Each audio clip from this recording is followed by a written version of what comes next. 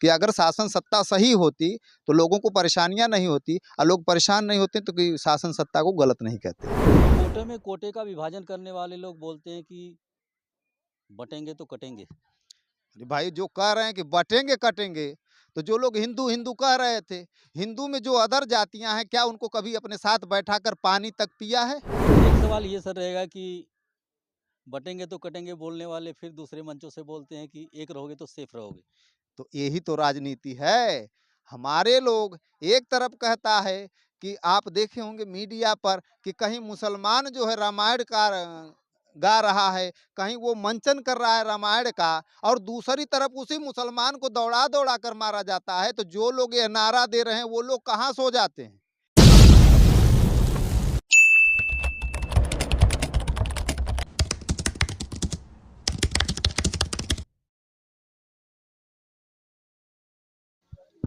नमस्कार, मैं हूं विनोद कुमार देव। आप देख रहे हैं voice publica, the voice of real representation. साथियों, हमारे साथ बहुजन मुक्ति पार्टी के जिला अध्यक्ष हैं माननीय दीपांकर जी। अभी आपने देखा होगा मीडिया में ये जो 9 विधानसभा के मुद्दे थे, इलेक्शंस थे, वो सारे छाए रहे हैं। कई विधानसभा में लोगों को वोट डालने नहीं दिया गया और इस तरीके की तमाम समस्याओं का सामना करना पड़ा। तो सबसे पहले हम बात करते हैं और ये जानने का प्रयास करते हैं कि इलेक्शंस के इस दौर में क्या कुछ पार्टी के जिला अध्यक्ष हैं तो क्या कुछ इनको जानकारियां हैं। सबसे पहले सर, स्वागत है आपका हमारे चैनल पे। बहुत बहुत धन्यवाद आपको, आपके चैनल पर आपने हमें बुलाया, इसके लिए बहुत बहुत धन्यवाद सर।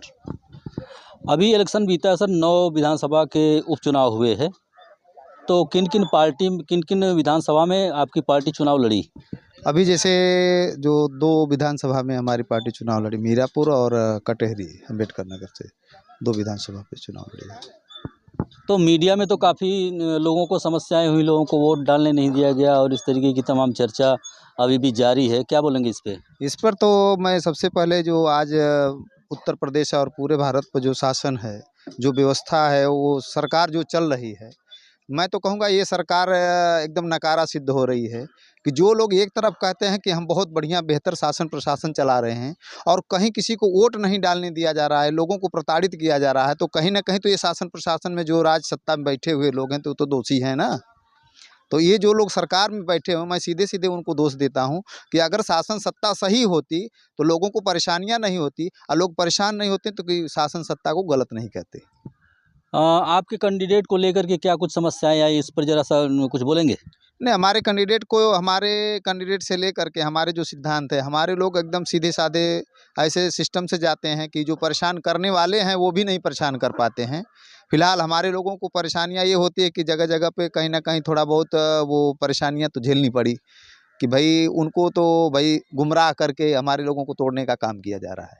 एक सर सवाल ये है कि जो प्रशासनिक स्तर पर देखा जा रहा है तो इस तरीके की न्यूज आ रही है कि अनुसूचित जातियों में भी कैटेगराइजेशन किया जा रहा है, अनुसूचित जनजातियों में भी, और ओबीसी का कैटेगराइजेशन किया गया है।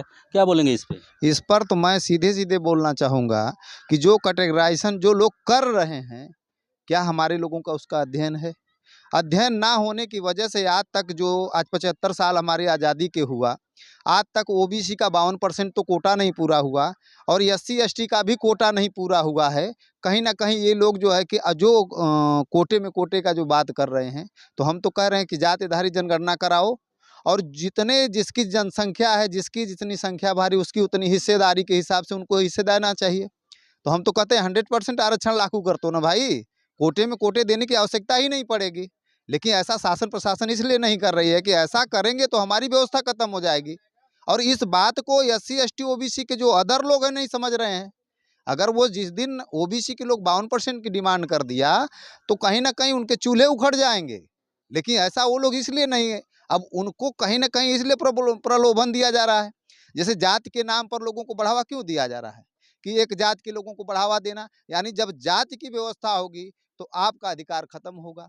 और अधिकार इसलिए खत्म होगा कि जिसको भी अधिकार मिलता है वो कोटे से मिलता है। जैसे ओबीसी कोटा है, तो ओबीसी से जीत कर जाने वाला अगर वो ओबीसी के खिलाफ जब करेगा, तो आने वाले कल में आरक्षण खत्म होगा, और जब आरक्षण खत्म होगा तो इनके सीटें खत्म होगी, तो आने वाले बंधुआ मजदूर नेता पैदा होंगे। तो फिर हमारे समाज का भला नहीं हो रहा है। अभी तो कोटे से आने के बाद वो ओबीसी की डिमांड नहीं कर रहे हैं, एससी की डिमांड नहीं कर रहे हैं, एसटी की डिमांड नहीं कर रहे हैं। तो जिस दिन आरक्षण ही नहीं रहेगा तो फिर कहाँ से कोटे की बात करेंगे वो? एक सर सवाल ये रहेगा कि एक तरफ वो कोटे में कोटा को लेकर के डिवाइडेशन कर रहे हैं समाज का, और दूसरी तरफ वो ईवीएम से लोगों का वोट लेकर के जीतना भी चाहते हैं। तो ईवीएम को लेकर के भी काफ़ी समस्याएं अभी इस चुनाव में फेस हुई है, जो नौ नौ विधानसभा में चुनाव हुए हैं।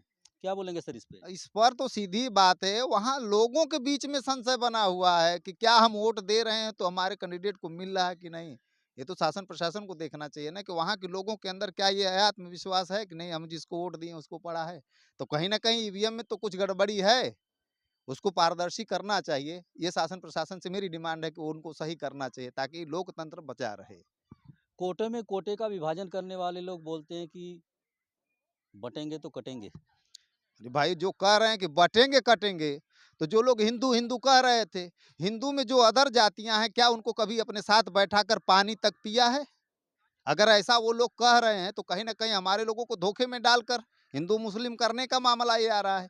अभी आप देखा, धीरेन्द्र शास्त्री बोला हम इतने लाख हिंदुओं को लेकर आएंगे, कोई कह रहा है कि मैं इतने मुसलमानों को ले। ये दोनों लोग मिलकर क्या करना चाह रहे हैं? ये करना चाह रहे हैं देश में हिंदू मुस्लिम राइट करना चाह रहे हैं।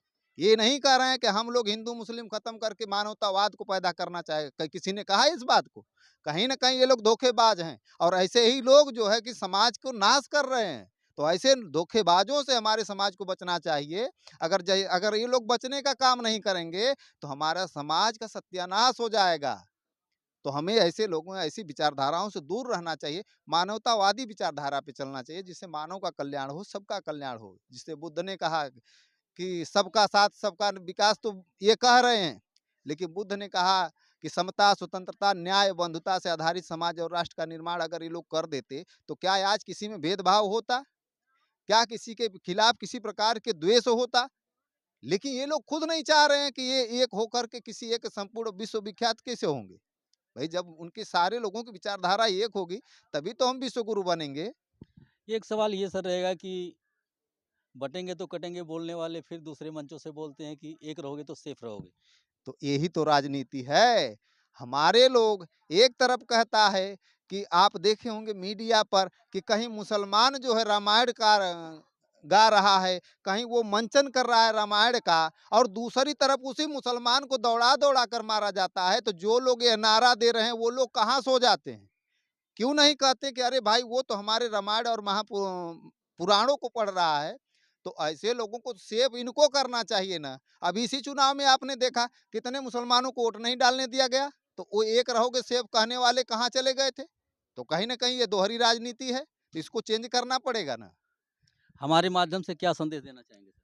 अब मैं यही संदेश देना चाहूँगा कि पूरे देश या प्रदेश के लोग चाहे हों, वो सारे लोग मिल कर के एक ऐसे समाज का निर्माण करें, जिसमें सारे लोगों के अंदर समता, स्वतंत्रता, न्याय, बंधुता हो, जिससे समाज में किसी प्रकार की बुराई ना हो, सारे लोग मिलजुल कर रहें, तभी राष्ट्र का विकास होगा, अन्यथा देश का सत्यानाश होगा। अगर धर्म के पीछे ये लोग भगे तो देश का सत्यानाश तय है, ये मैं कह सकता हूँ। ओके सर, बहुत बहुत धन्यवाद। धन्यवाद सर।